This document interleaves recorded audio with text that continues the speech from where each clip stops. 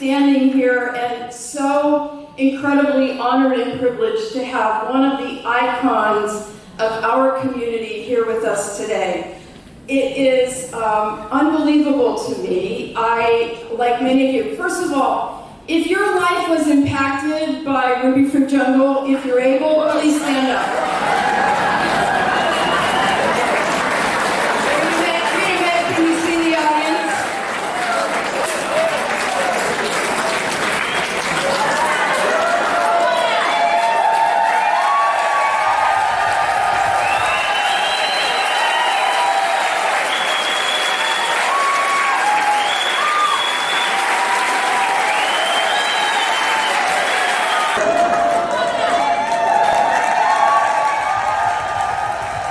Felice Cohen, who's here with us, who helped bring Rita Mae, is also an author, known nationally and internationally as the woman who lived in one of the world's smallest apartments. Felice is an award-winning author of Half-In, coming-of-age memoir of forbidden love, winner of the 2023 Golden Award for Nonfiction and the 2022 Book of the Year Award for Outstanding LGBTQ from Independent Author Network. Half-In was endorsed by Rita Mae Brown and chosen by the Lambda Literary for their most anticipated LGBTQ literature list for memoir. Felice is also a consummate fundraiser. Who helps support this event by getting a friend of hers who has a LOX, L-O-X, company in New York to support our big lesbian event. Among many other contributions. Felice is the author of the award-winning self-help book, 90 Lessons for Living Large in 90 Square Feet. That is not a joke, that is true. There's a video, you can find it on YouTube. And What Papa Told Me, which was endorsed by Eli Wiesel, is taught in schools across the country and is sold around the world. Felice has been featured on Good Morning America, NBC, CBS, NPR, Time, Globe, The Mail, and more. She speaks around the country about how living tiny made her life larger. Which is true. I offered to give her something like that almost anyone else would want. She said, nah, I'm a minimalist. Thank you very much. Give it to someone else. She splits her time between New York City and Cape Cod, and her books will be for sale at the end. Rita Mae Brown.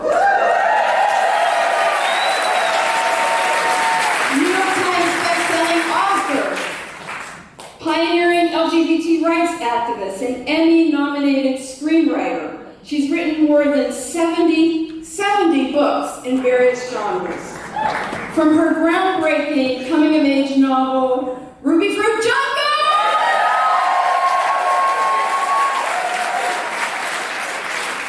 To the popular long-running Mrs. Murphy's Sneak Playground murder mystery series, Rita Mae, who started life in an orphanage in Pittsburgh, went on to receive degrees in classics and English from NYU.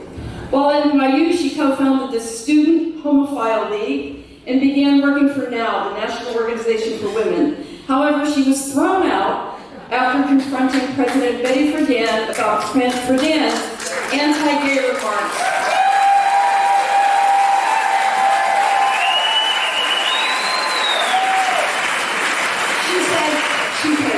Betty Friedan.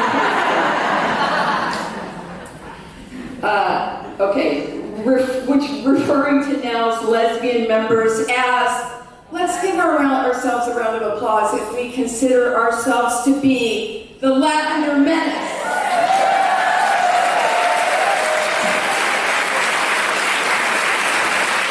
In response, Rita Mae founded the Lavender Menace, and in 1970 played a leading role in the Zap of Now's signature event, the Second Congress to Unite Women, where Brown and others called attention to the plight of lesbians and Black and working class women. Several months after the event, NOW passed a resolution establishing, quote, lesbian rights as a legitimate concern for feminism. Rita Mae worked for years as a writer in Hollywood for Norman Lear, Aaron Spelling, and among others, and has served on the Primetime Emmy Awards Committee. She's now the New York Public Library Library Lion and has served as a member of the National Endowment for the Arts Literary Panel. She received several Emmy nominations, won a Writers Guild of America Award, and was the recipient of the Pioneer Award for Lifetime Achievement at the 2015 Lambda Literary Awards. An animal lover and humane hunter, Rita Mae is a master and huntsman of the Oak Ridge Fox Club, where they chase scent rather than kill foxes. She lives outside Charlottesville, Virginia, on a 600-acre farm with her many cats, dogs, and horses. So, based on the number of you, which was 99.9% of you who stood to say that Rubyfruit Jungle impacted your lives, we, the Women Innkeepers in Provincetown for Women, present the Women's Week 40th Anniversary Icon Award to our icon, my idol, your language and path to understanding so much about ourselves. A big applause for Rita Mae Brown.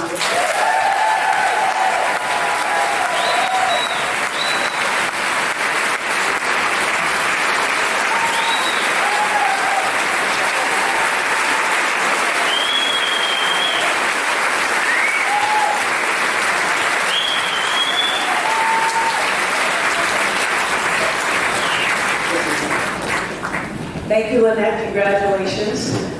Thank you, Women's Week, for being here. We're excited to be here. Thank you to Alicia Matheson. We've known each other 50 years. We grew up here in Cape Cod. Who knew we'd be here, performing here on the 40th anniversary. You know, all week people have been asking me, how do you know Rita Mae Brown? Well, we met on Grindr. Just kidding. Once you write a lesbian age gap memoir, everyone is suspect. But really, how we met, it was during the pandemic, and I found Rita Mae's phone number. It wasn't easy, and I called her up and I asked her if I could use 2 of her poems in my memoir, and she graciously said yes. And we ended up talking for about an hour. We talked about Latin, we talked about writing, we talked about horses. A couple months later, I sent her a copy of the book. I said, would you maybe consider endorsing it? And once again, she generously said yes. So I figured, hey, I'm 2 for 2. I'm going to go for one more. And I called her up again. I said, hey, would you like to do an author talk with me in New York City? And it happened to be last year during the 50th anniversary of Rubyfruit Jungle. And she said yes. So I think now we are officially on tour together. It's our second time. So we'll have to figure out where we're going to go next. You know, we'll figure that out. But I wanted to start today by reading a few lines from the new introduction that Rita Mae wrote for the 40th anniversary of Rubyfruit Jungle. If Rubyfruit Jungle helped you to know that you weren't alone, good. If I made you laugh, even better. The most revolutionary thing you can do is be yourself, to speak your truth, to open your arms to life, including the pain. I wish for you something that enlarges your life, teaches you to respect all life forms, and help you to connect to other people. If Rubyfruit Jungle helped to push you on your path to freedom, I've done something right. Well, I don't know if Rita... Yeah.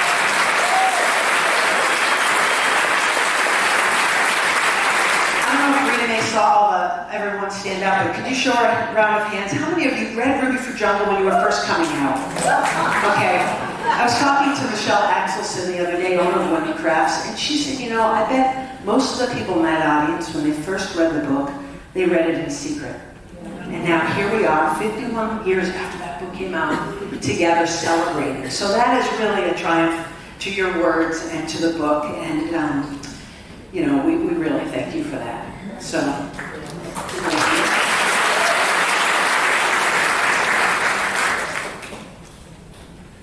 is this on now? Oh, yes, you're a good girl. I try.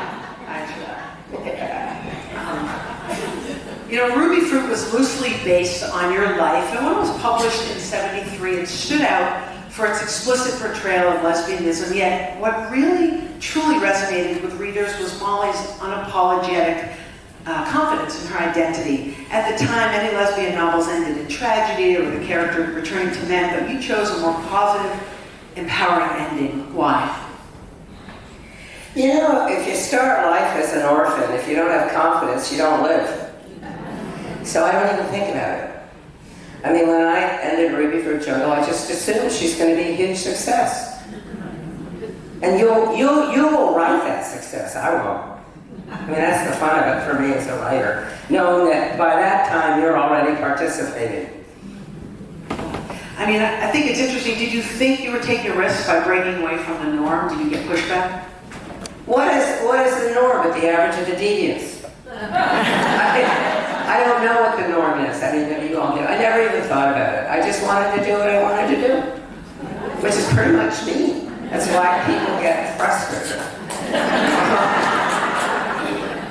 Well, Rubyfruit was first published by a small feminine press, and then because of its success, it was sold to Bantam Books.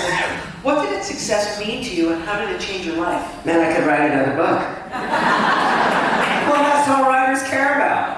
You know, and one time Toni Morrison and I were talking, and I won't talk more about Toni later, but she was very good to me. And she was a classics minor at Howard. And there I was, classics at NYU, so that's all we ever talked about.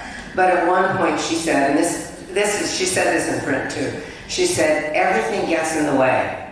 Everything, in other words, having to be the great black hope, having to be the great gay hope, whatever, it gets in the way because all you want to do is your work. And for most of us, that's freedom. Just doing your work. So, and for me, that's what it meant. Okay, now I can do another book. Speaking of Toni, I know she went to bat for you with the National Endowment of the Arts. How did that help you writing? And I owe her. She was sitting on the National Endowment of the Arts then, and they threw my book in the trash. Nobody wanted to give me a penny. And she went and picked it out. I heard this later, not from her. She was not a person to take credit. She wasn't one of those. And so, but another writer told me, he said, you know, Toni did that for you. And I didn't get to see her until a big book fair, and I went up and thanked her profusely. And then it was when we discovered our Greek and Latin, and then that's all we talked about. Yeah, and I was warned not to get you started on Greek and Latin. I don't know, I'll shut up. No, that's fine. It's your stage. 50 years ago, Rubyfruit faced bans, and you experienced intense backlash, including death threats and even violence, and you said you were never scared. Why do you think Rubyfruit, a book about living the way you want, made people so angry? It disturbs your illusions. The illusion being that everybody's like you. And I think having to recognize there were people who were different and who would fall in love differently than you was deeply upsetting, particularly to many men, because most women were raised that you're only as good as the man you're with, and that was challenged. And I always thought that many men fear any pleasure women experience in their absence. So, I figured, oh boy, we hit a hot one. And a lot of straight women were, they were actually better than I thought. I mean, not Betty, but, well, look, Betty had to be the star. It's a performing personality. She had to be the center of attention.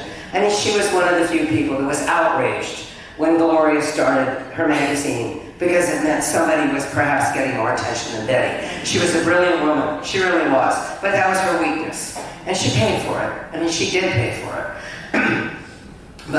And when I look back on all that, my train of thought just left the station. What was I saying? Anyway, it was quite a time. But the fear, and I think that fear is with us today. It can be many things. Fear of somebody that doesn't politically agree with you. How could they not see the world the way I do, et cetera, et cetera. And we are more alike and different. We were talking about that in the back room. But it's hard to get to that point when for 24 hours a day, you're being sold how different we are. And I will be brief on this, but I was in Hollywood, and I actually do know how the media works. You don't turn your television off because you're angry. You turn it off because you're bored. So once the networks and cable and all of that realize hate and fear sell, that's what you get.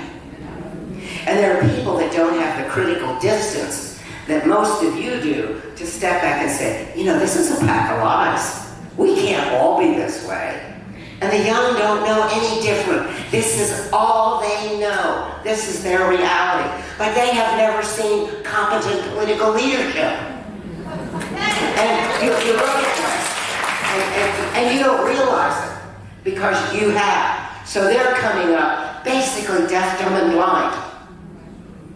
And you can try to reach them and they'll be angry because all they want is agreement. But they're going to crash and burn in a very big way. And if we can't reach them, we're going to crash and burn with them. You know, we know there are a lot of leaders today banning books. And today Rubyfruit is once again banned. Yeah, I think 49% of books banned today have an LGBTQ topic. Do you feel that the banning is different today than it was when your book was first banned? What was different? Do you think the banning is different today as opposed to 50 years ago? I mean, we have more access. We can get books on our phones. Kids can get. Yeah, I mean, it is different, and it's still easier. I mean, it's never going to be what I lived through and some of you, but we'll always be challenged, and little by little that gets better. And you can say, well, this is the curse of the far right. Look, the radical tail is wagging both dogs, Democrat and Republican. It's one of the reasons it's so hard to find the middle ground. Again, it's the media over and over again telling you. And the right wing is just harping on cultural issues because they're so personal. So being gay, you know, having a gay teacher in high school is like doom, particularly in Florida. But people are fighting back. They wouldn't have fought back even 30 years ago. I mean, if you think about it. But they're fighting back. Some states will swing that way. It'll get through the state house. But most won't, just like most won't with abortion. But you gotta fight. You cannot take anything for granted. And we were talking about that earlier. I mean, the really great thing about the Supreme Court smashing abortion is it woke young women up. Like, sister, you can't take anything for granted. And so now, I hope to God, they're registered to vote. I hope they're gonna go to the polls like a flood of women.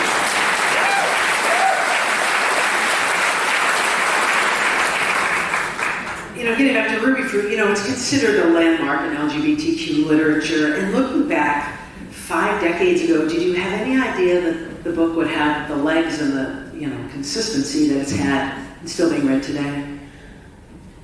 I never read it. No, I didn't. I wrote it, but I didn't read it. I will never have the experience that you had. I had no idea. Basically, I was bored out of my mind with the women's movement, to be really blunt. No sense of humor. Everybody had a problem. Oh, God. You know, sitting in their circles with their problems. I'm like, doesn't anybody ever have a good time? Doesn't anybody ever kind of shine? Doesn't anybody ever get drunk and disorderly? I mean, what do these people do? Walk on water? And I can't help it. I'm stubborn. I was born. You know, I'd like a little bit, you know. And so I wrote Rubyfruit Jungle to make myself laugh. Yeah, I wish I could be bigger than that and have a big, but really, I just couldn't believe what I was hearing. But you know, these were all white women with a fair amount of privilege. Good girls, I'm not knocking them down. But they didn't know how the world really worked for those that weren't like them, including gay women. They just didn't have a clue. So it was all their boyfriends and their husbands and this kind of stuff. You know, I just reread Rubyfruit, or as my mother calls Juicy Fruit, which is not too far off the mark there, but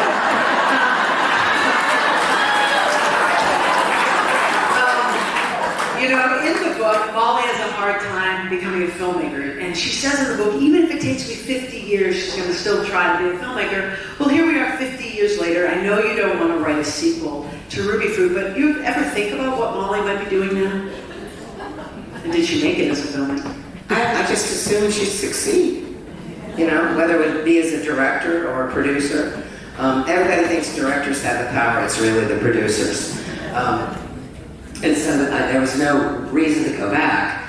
But when you look at the number of women in communications now, we have made a lot of progress, for lack of a better word. Is there more to do? Yes, there is. And now we've got to go one step further and realize your oppression is not your whole story. I mean, there's an entire complicated life, and it's not just about what's been done to you. Very, very simply, never let your oppressor define you.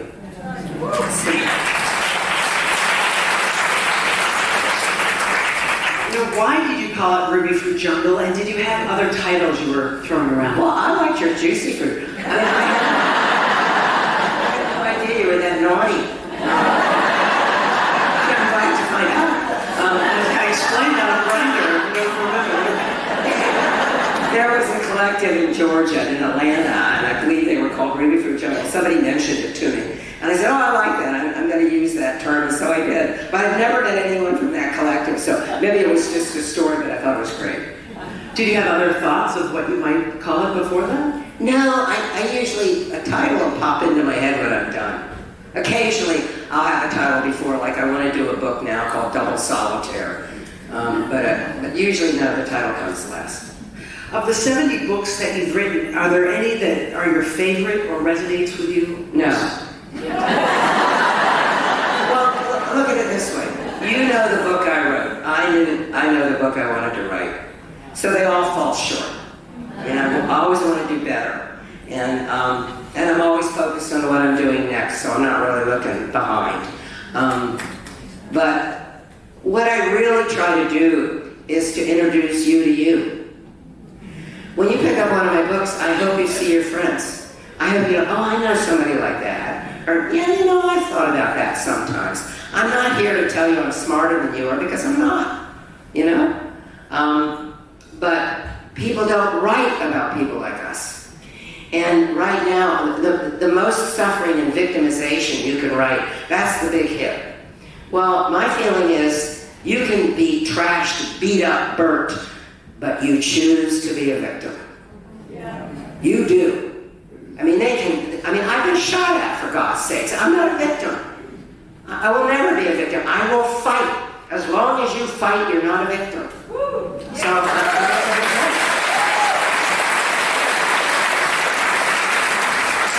is there a new form or genre you would like to try writing you haven't written? you know, I'd love to write a farce, but Americans can't do it. No, we can't. Look at the English.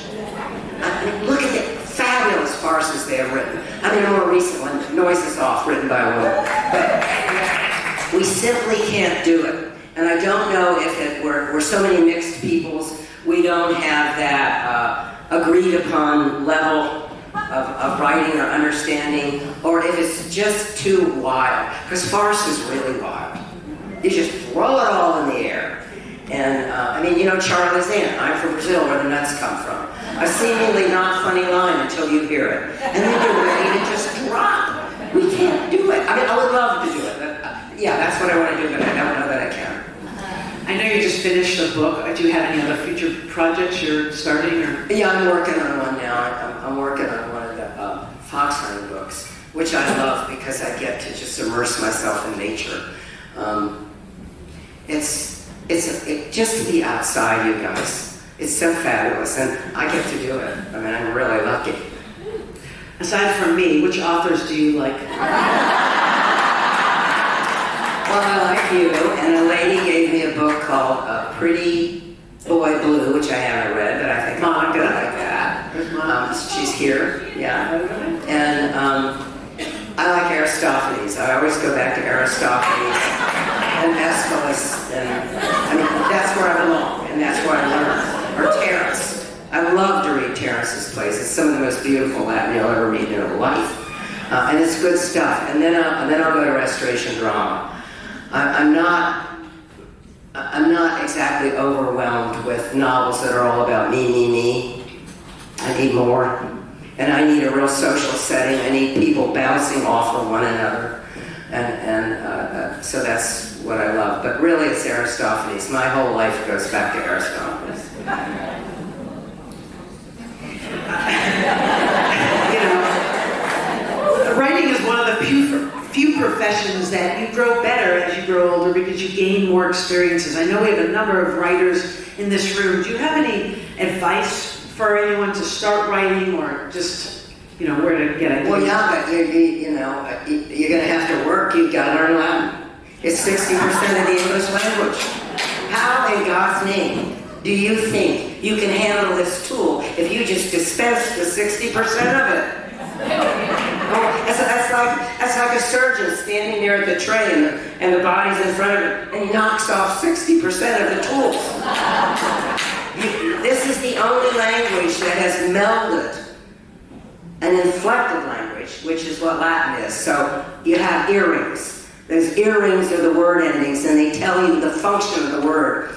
With a language that's architectural, you have to place the word a certain way. In English, or it doesn't make sense. I can write man bites dog in Latin and it means dog bites man. I can't do that in English. And you need to know that. You also need to know how to use subordinate clauses. You also need to know what's Anglo-Saxon. If any of you are in a crisis or danger, you're going to immediately revert to Anglo-Saxon, but you won't know it. But if you're a writer, you better know it. This is your tool. Why are you not doing your homework? Woo! I mean, I don't screw around with this, you guys. I love English. And if I had to learn it, and look, I'm going to be 80 years old and I'm still selling books.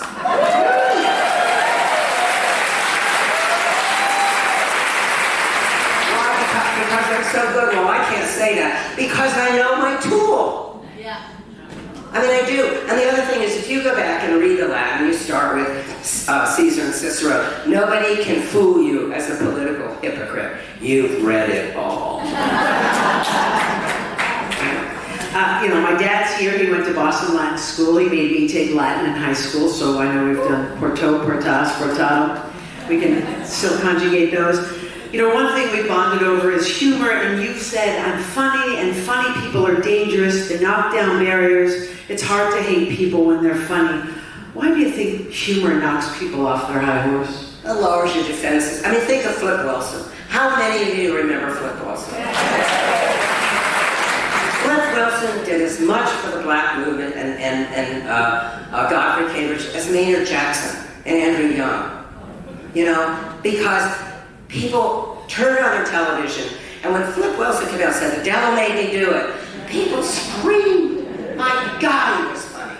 And do they get credit for what they've done for our culture? No, but I think those of us that saw them, whether we realized it or not, were informed, changed, and maybe looked at the world a little bit differently thanks to their kindness.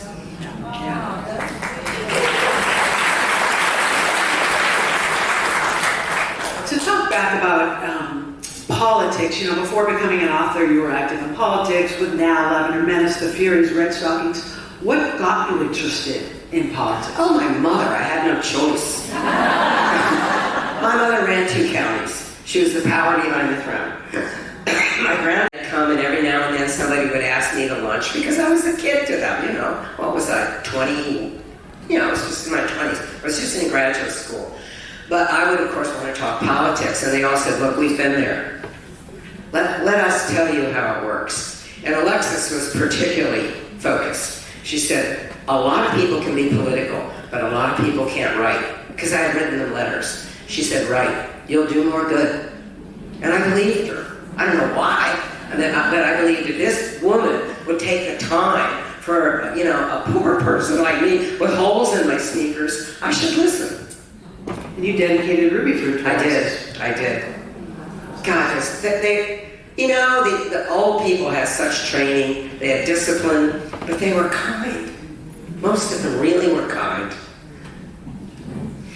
With the success of Rubyfruit, as Lynette mentioned, Hollywood came knocking. You were a writer on 9 TV shows, including I Love Liberty, Good Times, and you wrote a horror film, Slumber Party Massacre, and you worked with Norman Lear and Aaron Spelling, and I want to ask what the experience was like writing with others as opposed to writing alone. What made you write a horror film? Well, it was the first job I got. And it was, oh God, he just died. Fabulous guy. Roger Corman. Yeah, Roger Corman. And we all started with Roger. I mean, Jack Nicholson, the Star Wars people, everybody started with Roger. So he picked me up about, I heard do what he says. And I did, and I learned, because I learned I couldn't cheat. No narrative. And And I'm like, okay. And I love theater, I mean, I love restoration drama, but I wasn't writing that, so I had to learn, and I did. And it was the best thing that, really one of the best things that ever happened to me. And then I started getting jobs, and it was, some of it is just luck, but some of it is the fact that I'm a quick study. Every show I ever wrote won the night. You know, so I'm making people money. So now they really like me. And that's how I learned. But Norman was tough. He fired me every Friday night. Every Friday night. He'd walk in the room and fire me. And I had it down to a science, so I had my little bag packed, and I'd go to my rental in the valley. And every Sunday the phone would ring. Hi, it's Norman. Did you get those pages written yet? So I'd go back Monday. And we stayed friends long after I Love Liberty. And as you know, he just passed. But he was a bomber in World War II. This guy lived it. A lot of those old guys did. They were all in the war. Kirk Douglas, Walter Matthau. I mean, these were men, honey. These were real men. And they risked their lives for us. And they all talked about the guys that never came back. They didn't tell you what they lived through, but they all remembered the guys that didn't come back. And it was my joy to work with these people. What made you leave Hollywood? Well, it was the generation change. That old generation was retiring. And what was coming up were younger people. Baby boomers. I'm not a baby boomer. I'm older than a baby boomer. And all they wanted to do was violence and sex. And it worked. That's obviously what their generation wanted to see. And I'll be damned if I'm going to write violence against women.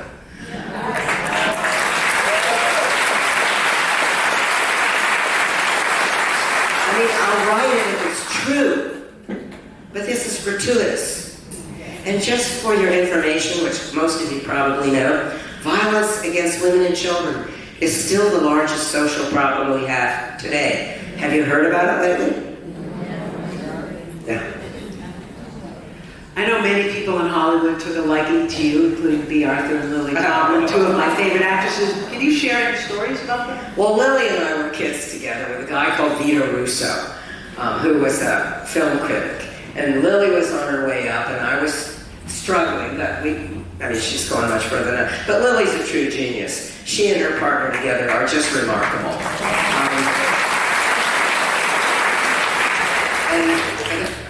At that time, it was the closet with the open door. Lily never said she was gay, but she never said she was. But she was one of the only people in Hollywood that would actually be seen with me. You know, so I grew to love her very much, and I don't see her much, but I mean, she's just remarkable. But B was a big lady, and really good looking. I mean, when you saw her in person, she was a knockout, and she had that voice. Well, she was asked by Betty White, to give a speech at the annual SPCA. And so she said she would. And she was sitting in the back in the so-called green room. And she was nervous. Most actors and actresses are very nervous being themselves. They're confident if they're a character. But if you give up and give a speech, you have to be yourself. And it just scares the hell out of them. Well, anyway, she's back there, and every time somebody passed by, she said, "Oh, would you get me a martini?" So by the time she got up, she crosses the stage, she looks at the audience, she sweeps in the audience. Those poor kitties and doggies! They had to get her off the stage.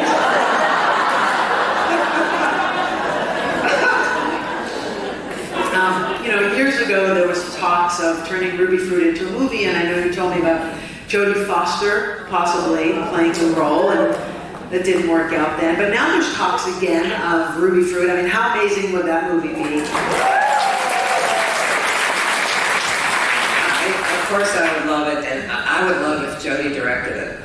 I mean, she has endless talent. And I don't really know her. I met her when she was 14, and her mother was there. And I mean, I can't say I know her, but I saw her as a kid. And enormous talent, very steady, a very disciplined person. And she would be either a great producer or a director. I mean, she would be able to do it. Would it be a risk for her? I don't know if it would now. It would have been, of course, and it would have even in her 40s. It would have been a risk. But right now, production is down 40%. Remember, we just had 2 strikes. So it will be interesting to see who comes back because so many people left the business. I mean, when you're paying a $20,000 a month mortgage, you get hurt pretty quickly. And so a lot of people left. You know, if you hadn't become a writer, what do you think you would have done? I would have liked to have been a huntsman, a full-time huntsman for hounds. I love working with hounds. Or polo player. I love polo. I can't do it anymore. I just don't have the time and I really don't have the money. But it's the most exciting, those are the 2 most exciting things I've ever done in my life.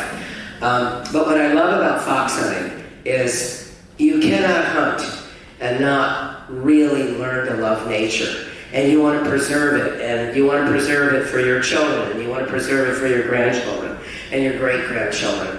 And you see people just building houses over everything.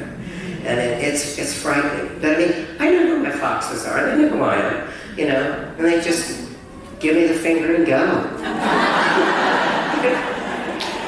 Last year I went to one of Rita Mae's fox hunts. She invited me, and then afterwards we're driving in your car and we just spot some of your foxhounds who got lost, and the 2 of us were trying to get this hound. They weigh a lot. They do. In the back of your car, and I thought it's a really nice outfit, and I was just muddy. It was fun. It was really fun. But she was game. I mean, she really was. She wasn't a sissy at all. No, that was good. You know, at one point, you were the only out lesbian in the world. And people went out of their way to avoid you. Parties in Hollywood, you couldn't get into country clubs. Even Billie Jean King gave you a hard time when you were on tour with Martina Navratilova. You know, times have changed, but you took a lot of heat. Has anyone from your past ever apologized? Betty Friedan. Of all people, the last person I ever thought. And we were on the stage at the Marin, the big community thing there, the big auditorium, which is beautiful. Well, Marin's beautiful. And there were 4 of us, and somebody from the audience brought up her, you know, difficulties in really squashing lesbians. Oh, of course, there's the lesbian sitting right there. And she didn't apologize to me personally, but she did say I was wrong, and I give her credit for that. Because knowing Betty with that ego, which is inextinguishable, like JFK's flame, that took a lot, but she did it.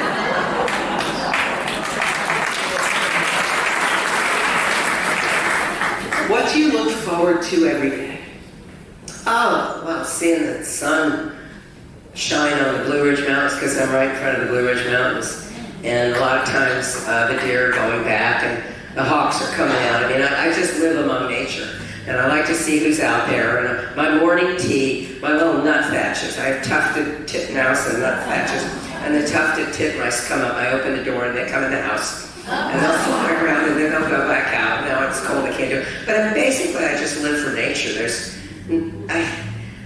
I look at politics, and will we get out of this? Yes, we will. But you know what? I'm in the chapter 3 of my life, Act 3. I want to do some things just for me now.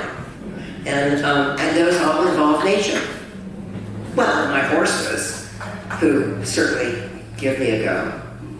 But everybody has to find what they love and do as much of it as you can, because then you'll do more for other people. If you're happy, you do more. I mean, most of us. I mean, if you're sitting there miserable, get up and start kicking ass and get out.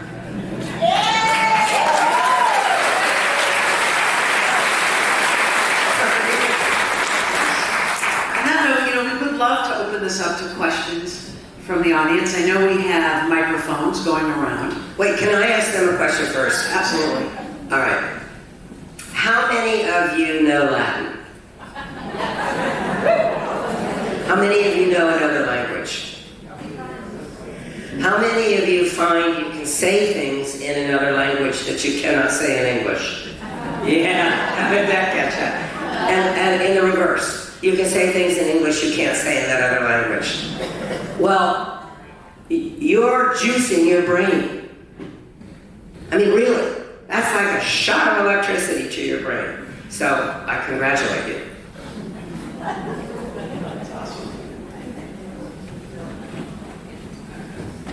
tell you how much I love you because I know you hear that all the time. So, it's going back to politics. When Hillary Clinton ran for office, one of the things she had to work against was she should have been at home taking care of Chelsea. So we made a little bit of progress. But if you think about, and I'm not trying to be an elitist, but if you think about the 5 canons of rhetoric, do you think we still have that today? And what are women having to fight against? Other than, I can run an office. So does that make sense? You have to first say, I can get out of the house. And then the second thing is, I can run for office. Does that make sense? We can't really hear you. All I got was we can't run for office. Now can you hear me? Yes, I we want to can. see you anyway. My question, it goes back to Hillary Clinton. At first, she couldn't run for office because she should have been at home taking care of Chelsea. Remember that? Kamala's not had that, and I think that that's a gift. But women have to run twice. Once to say, look, I'm a feminist and I can do this, and secondly, I can run for this office. We have to fight against ourselves and the persona that we've held for years. And so, how do you think that has evolved today? How do I think the last sentence? How do you think that the 5 canons of rhetoric, where you have to show that I'm a female and I no longer have to be in my home. Now I'm a female and I can also run for office. It's been like a migration. Does that make sense? Oh, it's a long process. Ladies, every one of us in this room was born second-class citizen. Every single one of us. And we're going to die second-class citizens. But in the meantime, we've got some stuff done. And you pray those behind us. And this running for office, the real question is not running for office. It's, can you do it without being corrupted? I don't care who you are. It's a blood sport. And the two of us talk about this kind of stuff when we're together. You're going to get hurt. You're going to have to hurt other people. There's no other way to do it. Can you do it? You might have the brains for politics, but do you have the stomach? I mean, that's the real issue. I mean, look at Hillary Clinton. The foreign policy experience this woman had was on a par with Richard Nixon, who had the most we ever had in the second half of the 20th century. And she was right up there with that, but they just squashed it. They just squashed it. And they pushed her away. She should have gotten all the support that Obama got. He should have been the vice president. And that way, the Democrats would have had 16 years in the presidency. And they pushed her aside for a man. I mean, trust the brotherhood, honey. They're always going to stick together. So the sisterhood better learn to stick together, too.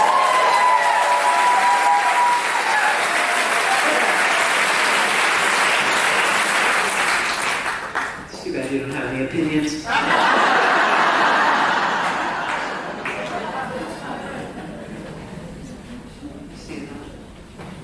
Oh, right here. What do you got? Go ahead. I want to thank you for your work with Quest. I read your articles there, and then in the 70s you came to Richmond, to the Richmond Lesbian Feminist Conference. And I was part of that, and I went to your workshop there. What I want to tell people is your politics back then that you shared in the lesbian community was phenomenal because it went beyond just being a lesbian. You talked about the throwaway society and how remember that? Yeah, I remember that. And you also talked to us about supporting the farm workers and boycotting and pulling together. So you broadened our politic because it wasn't just about being lesbian. It was about being in the world and supporting everything. And so I miss that voice in you now. So if you ever think about writing or articles somewhere, or you already have, I'd love to know it because your insights are phenomenal. That's very complimentary. I mean, no, I don't get offers to write. I mean, you've been sitting here listening to me. I'm a little too direct. You know, what do I have to gain by slicking it up? And also, that's the way my mother raised me, and I watched how Mom did it. But this is one of the curiosities of my life. You know, and as you know, I still live in Virginia. We have a purple state, which is great. So everything comes out. And there was a lady who's passed on, Bradford, Miss Bradford, the Bradfords of 1607. In Virginia, we all know when we got there. And don't you laugh, because you do too, I know you do. This is Massachusetts, come on. I mean, there must be 40,000 people descended from Mayflower, maybe more than that. But at any rate, she worked with Governor Blas. We have great governors in our state. Doesn't matter whether they're Republican or Democrat. They all come to the center because that's the only way you can govern Virginia. So you throw a bit of red meat to whoever elected you, and then you do the stuff that you have to do, like fix the potholes. And she worked with Governor Blas when AIDS first started, and she was terrific. She reached him, you know, through her medical expertise, and he really started helping gay people and AIDS. And we have a group that was called Richmond Organization for Sexual Minority Youth. It became Side by Side. But we began to pick up the kids thrown on the streets by their parents. You would be amazed at what happens in the South. I know many people in the North look down at us and figure everybody's a Trumper or whatever. It's very easy to get things done in the South because you know everybody's families. I mean, really, you do. So you go up to somebody and you say, well, how's Ned? Well, we all know Ned's just a fallen down drunk. But you're not going to say this. How's Ned? Is he doing good? Well, you know, he's lost another job. Oh, I'm sorry to hear that. That's the South. And you get things done. Well, you were in Richmond. You know how it works. I mean, I'm sure it works that way up here, too, ultimately. And you have to be really careful down home about criticizing everybody because we're all related. And it doesn't matter the color of your skin, we're all related.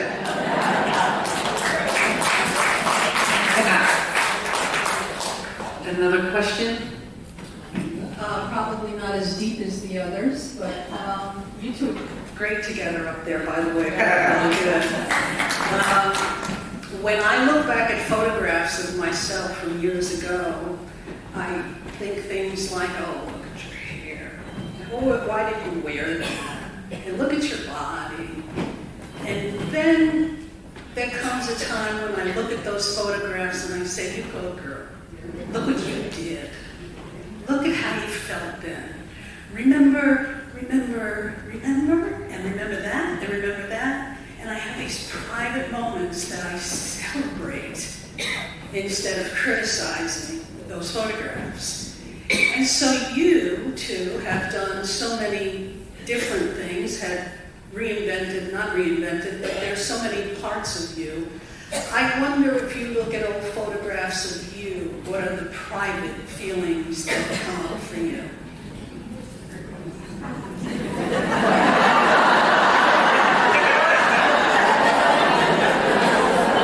You take what the good Lord gives you.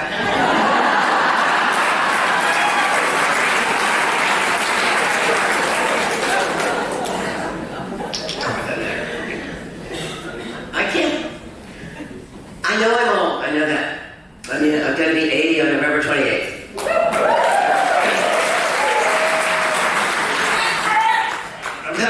But I don't have any sense of it. I think that's the curious thing about living, is I know every one of you can remember what you felt at 16 when you got a grade that your parents were not over fond of. You know, stuff like that. We all remember. We all remember our first love and this and that. And I don't think there's anyone looking at the two of us up here now who hasn't been in Sorrow's kitchen and licked all the pots clean. You've been there. You lived. You're here. And I mean, I don't know how long I'm gonna live. I mean, nobody's ever lived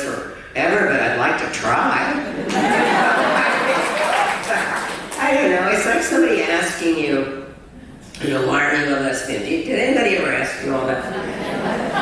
And I realized probably when I was 30 that I became a lesbian out of devout Christian charity.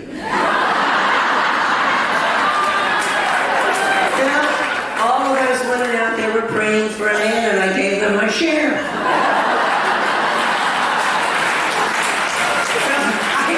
I feel the same way about being old. I want to be old enough to be a trial to every one of you. Just raise hell with what you got. Can I get another question over there? Hi, I just want to say the day that I learned about Rubyfruit Jungle was me and my two sisters, and we were in a bathroom looking in the mirror and comparing our faces. And we were just chatting, and my one sister said, did you guys hear about this book, Rubyfruit Jungle? And the way she heard about it was from the movie Educating Rita, apparently. So I just wondered if you had any comment about that they used your name in your book title. No, it's funny. I wrote him a letter. Yeah, I wonder if they asked you permission. No, they didn't. But I said, I'm glad you had fun. He was a good writer. She's a good actress. But no, it's not exactly a steal. I mean, somebody can use a title. That's not really a steal. But it's when they use the other stuff. Like Bob saying he didn't plagiarize. Well, yes, he did. I mean, those of us that write recognize plagiarism when we see it. And it's because sometimes the line just sticks in your head. You don't mean to steal it, but you do. Anyway, while I'm sitting up here, a friend of mine was supposed to ask a question. Are you going to ask that question? Because if not, I'm going to answer it anyway.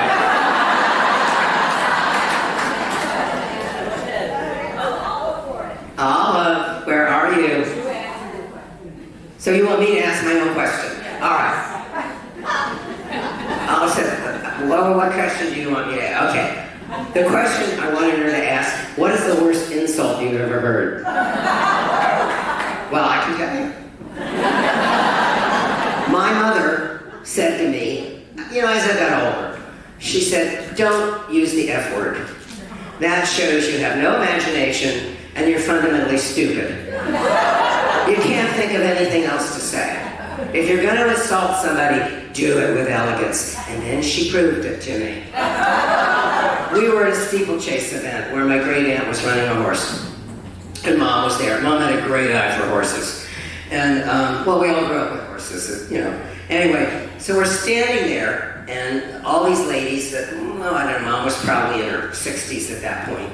And everybody was beautifully dressed and very well mannered, obviously. And this man comes up who we could tell from his vowels that he was not from the South. And so he's looking at these women and trying to impress them all with how great he is and how great his horse was. And he had a horse in this race, and the horse was going to win. Of course, he had no idea who he was talking to. You know, they had horses in the race too. And he was really offensive.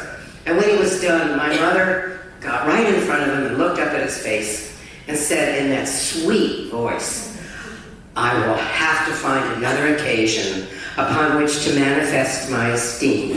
Oh, it doesn't get any better than that. And to make it even better, my aunt's horse came in first. I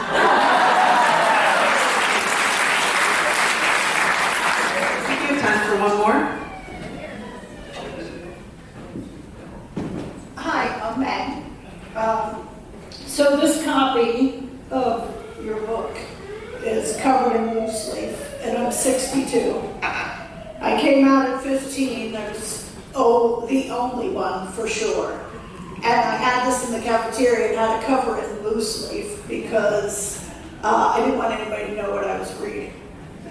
But after reading it and listening to you talk and just saying, well, you just have to be confident. You just have to plow them over. You just have to do whatever you did. Well, this book somehow got that through to me. And I know I speak for a lot of women in this room, and we're all here for that reason, right? And I did go plow the world because it was like, you know what? I have this book, and that's just who I am, and I'm just going to go. So when you said before, I hope I just touched one person.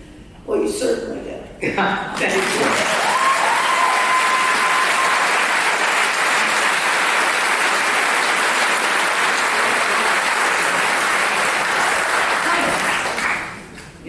Hi, thank you so much. As a rural Virginian in love with Latin, growing up in high school, Rubyfruit Jungle was extremely important to me. And I was just wondering, this is a question that is not political at all or anything, but I wanted to know, why did you choose to do a PhD in literature, and what did you focus on when you did that?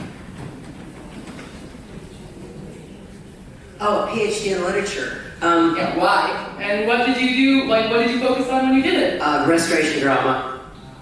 I'm a medievalist. And there's a lady at Sweetbriar College, which is like a Corky Smith, for those of you who don't know Sweetbriar. It's a terrific school. It almost went under, and the graduates, all women. It's an only woman's school saved it. It's an incredible story on 3,000 acres in about 30 minutes from my house. And there's a woman there, Tracy Chapman Hamilton, who's a medievalist, doing really important work. Speaking of that, Dame Philippa Gregory just wrote a book called Normal Women. And it is a history of women. She's picked out women from Anglo-Saxon times up to today. And a lot of the stuff that she's read, I read, so, well, her research is impeccable. Plus, I was sat on a panel with her. She's an extraordinary woman. And you have to read it in little bits. I mean, it's not a page turner. It's information about these women, these lives. And then you get to the end of it, and you close it, and you thank God for this writer. I mean, she has given us an extraordinary gift about who we were, who we are, where we're going in a lot of ways. And she has a nonprofit organization. I think she was born in Africa, actually. But an extraordinary woman in an extraordinary book. And I learned from people like that, and we're not alone. There were people doing what you were doing in 780 AD. There were people doing what you were doing in 414 BC. But they were, because the men were writing the history you don't hear about. But there they were. And what I would say to you, and I mean, Felice may say it in her way, every one of you knows something the rest of us don't know. Every one of you has lived a full life. You've done stupid things. You've learned. You've done fabulous things. You probably have no idea how you have impacted other people. You may have an idea about how you've impacted your children or your mate or whatever, but you really don't know.